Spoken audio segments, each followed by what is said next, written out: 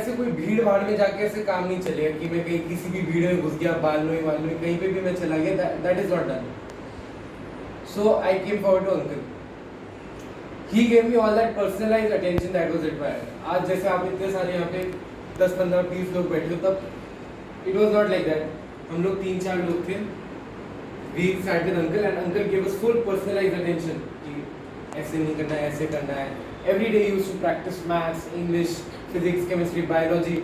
Even though uncle was not the master of that subject, he used to take interest so that we could take interest in that subject and learn it. He used to focus all his attention. हम सुबह से बैठते थे यहाँ पे.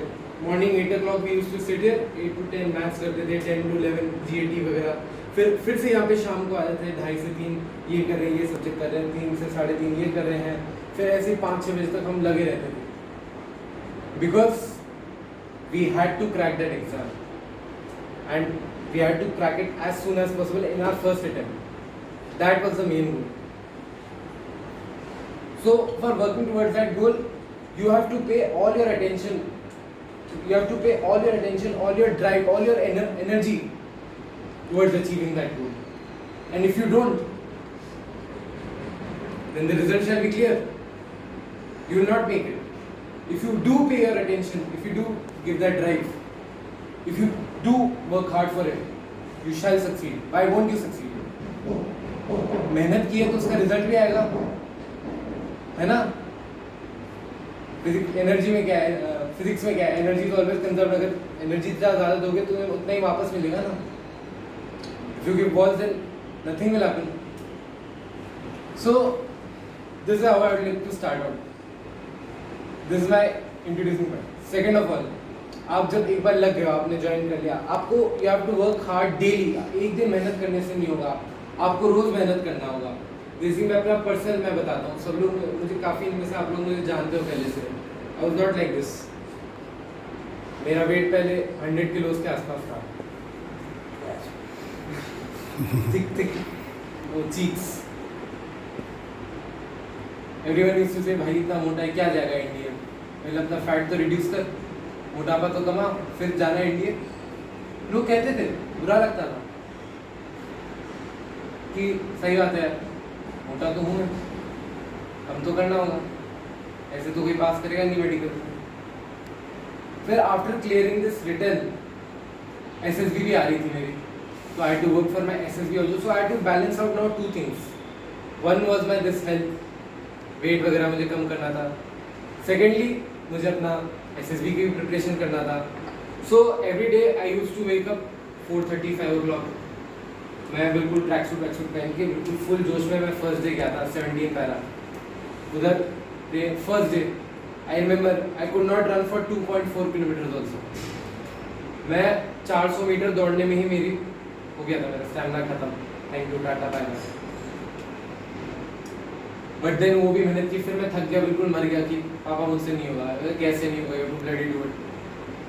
फिर मुझे भी थोड़ा वो आया, एनर्जी मोटिवेशन आया कि मैं नहीं करूँगा तो कब करूँगा.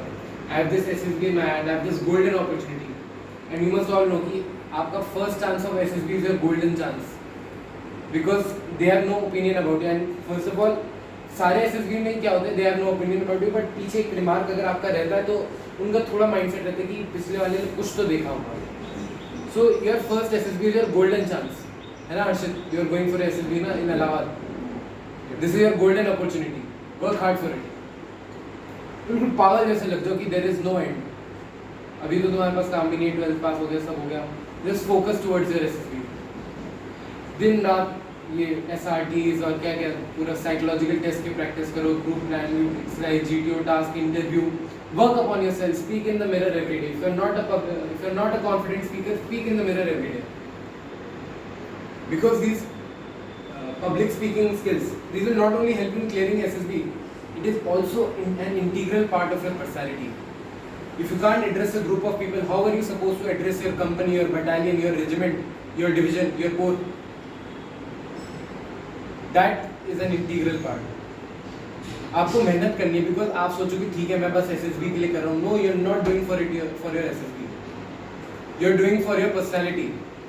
And if your personality is fit for the army, as uncle said, NDA is DNA, DNA is NDA. If your DNA is fit for the army, you shall make it. You will not have any doubt. Just that work hard for it. मेहनत करनी है उसकी पूरी दिन. मेहनत से कतराओगे तो फिर आपको जिंदगी कतरा देगी. हमारा कभी कभी होता है, जैसे कि हमारे अकेडमी में क्या होता है कि रिग्स हमारे ख़राब हो जाते हैं फॉर वेरियस रीजंस, है ना. वो अकेडमी में आके पता चलेगा. तो हम ऐसे नहीं कर सकते कि ठीक है यार कल सुबह सुबह कर लूँगा, बिकॉज आप नहीं जानते आपके साथ सुबह सुबह क्या होने वाला है. तो एट दैट मोमेंट आपको, एट दैट वेरी मोमेंट आपको अपने रिग्स प्रिपेयर करके रेडी रखने हैं, ताकि in the morning when you have to give your pre muster और muster, you have to show your rigs. You have to always wear impeccable rigs, maintain a high standard, because when you are in the academy you are representing an elite group of people.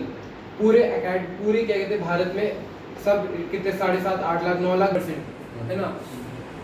उस 8,000 में से भी सिर्फ 500-600 recommend होते हैं. मतलब उसका 8,000 का भी अराउंड 5%. उस 500-600 में से कुछ मेडिकल आउट हो जाते हैं और एकेडमी में पहुंचते पहुंचते सिर्फ रह जाते हैं 350 से 360. So starting from 7.5 to 8 lakh to 9 lakh candidates, you are now part of an elite group of 300 to 360 people. 40 years of army, including his training period. So that I will do it in future. वो वाला attitude ठीक नहीं है. I have to do it right now. If I don't do it right now, then something bad might happen. Something unfavorable might happen. ये सोच के चलना है.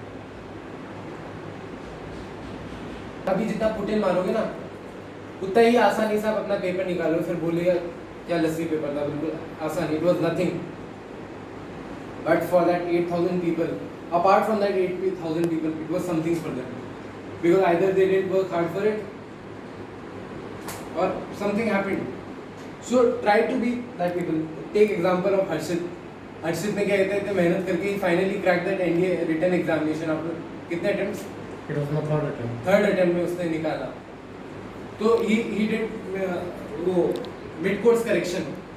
मैप रीडिंग करते वक्त कभी कभी कहते हैं चेक पॉइंट अलग लेफ्ट राइट हो जाते हैं, तो मिड कोर्स करेक्शन लेते हैं हम. कोई नोन पॉइंट होता है उससे हम बेरिंग लेते हैं, बैक बेरिंग लेते हैं, अपनी लोकेशन निकालते हैं, फिर हम मिड कोर्स करेक्शन करते हैं कि अच्छा अब 38 डिग्री पे नहीं और 36 डिग्री.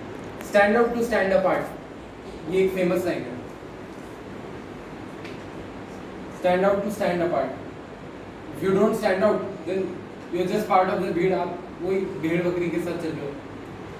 एनएसएस भी क्यों सेलेक्ट करेंगे भेड़ बकरी को, क्यों सेलेक्ट करेंगे? They are looking for a leader, they are looking for someone who is ready to lead the future of the Indian arm forces. Whether you're joining Indian Army, chance is a golden chance. If you don't grab it in the first time, it gets progressively a little difficult. It does not cancel your opportunity, but it gets a little difficult. So you have to cash in that first opportunity that you get. मेहनत करनी है आपको रोज करके. ये GTO interview क्या कहते हैं इसका प्रैक्टिस करना है, साइकोलॉजिकल टेस्ट का प्रैक्टिस करना है. अंकल तो करवाएंगे ही. इसके बाद I used to use this app called Target SSB. Anyone can crack it. Anyone can crack it. Uncle was saying great. They are looking for an overall personality.